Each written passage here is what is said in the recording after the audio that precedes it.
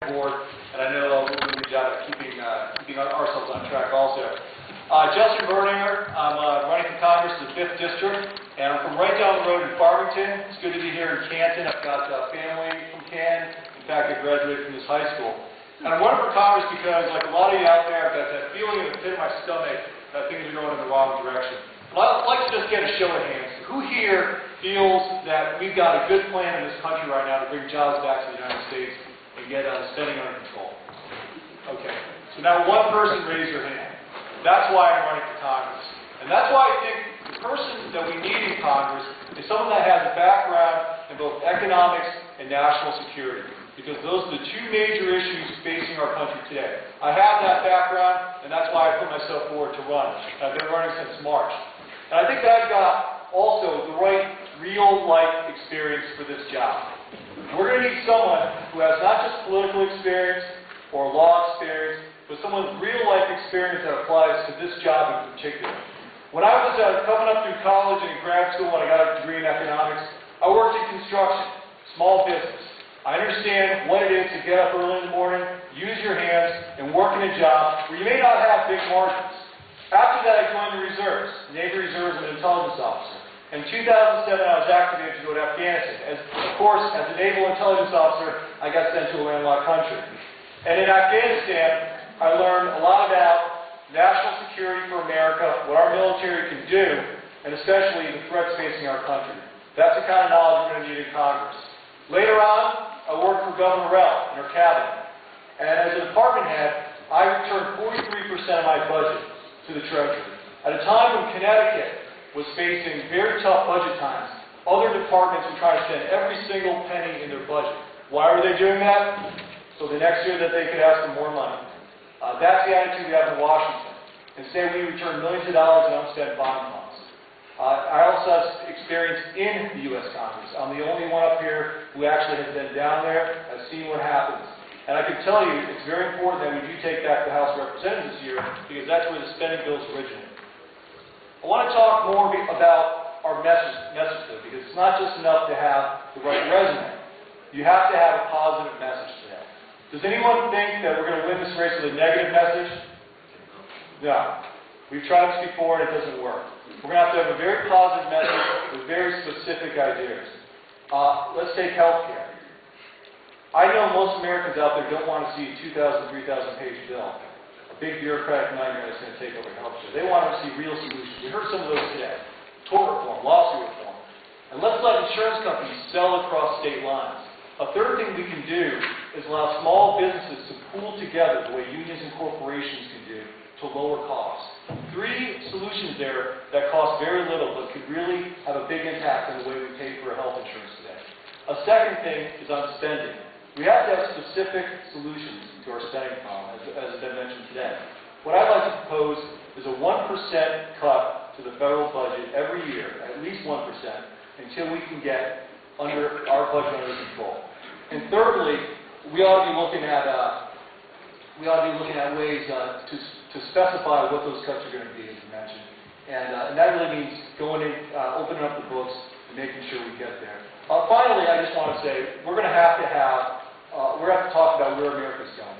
I believe America is on the cusp of renewal, but we need to get government out of the way. It's clear that that's been the problem. But if we have a positive message, if we talk about real-life experience, I know we'll be able to take that out. Justin, time is up. Thank you. Thank you. Candidates, our first of 2 questions. Chris Murphy's name has been mentioned, so we will direct our attention to a statement he made in regards to a judge's decision to keep the Pratt & Whitney jobs in Connecticut. Chris Murphy stated, quote, "Pratt did not bargain in good faith. It's time for Pratt to get serious about negotiating a deal with labor and government to keep these jobs here for the long haul." End quote. Yes or no? Do you believe that these sentiments will allow any company to maintain and increase employment in the state of Connecticut in this global economy? Chris Murphy has it wrong on how to keep businesses in the state. He's trying to do it legally rather than to improve the business environment in the state overall. What he ought to be doing is what we did when I worked in Congress and we saw that the submarine base might leave. we work together in a bipartisan manner to find out how we can keep it here. We need to do, in the long run, reduce the cost of energy in the state, get better health insurance at lower cost, and make sure we're not taxing our companies out. And since I'm kind of ahead of my answer here, Mark, on the issue of the pension signature there, you're not going to go with the pension. Does that mean you're keeping the House dental plan? No, Okay. no, I'm going to have no dental No plan. dental plan or anything like that? Okay. Nothing.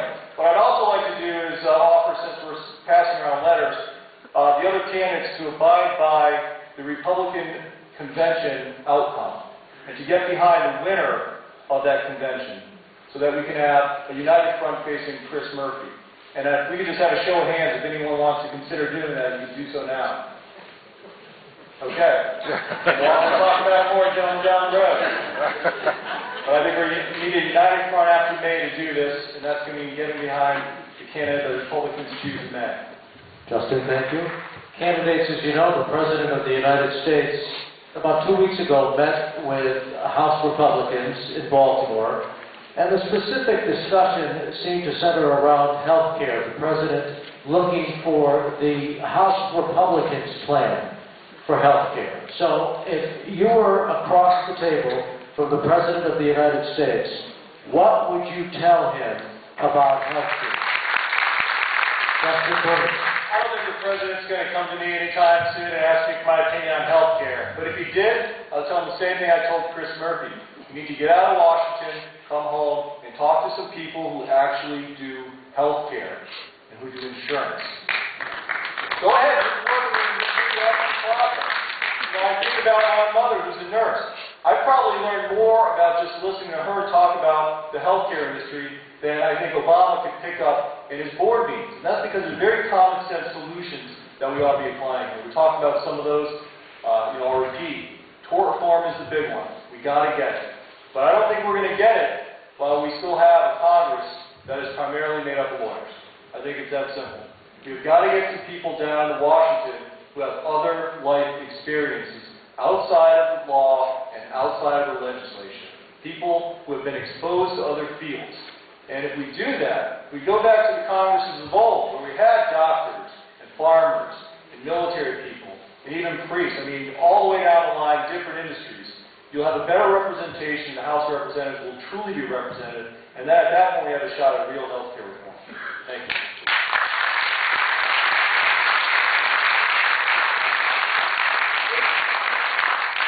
Ladies and gentlemen, I would be remiss if we did not thank, first of all, the Canton and Avon Republican Town Committees for putting this event on tonight.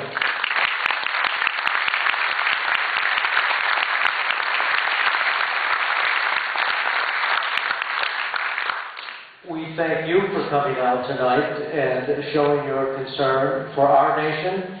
And candidates, thank you very much.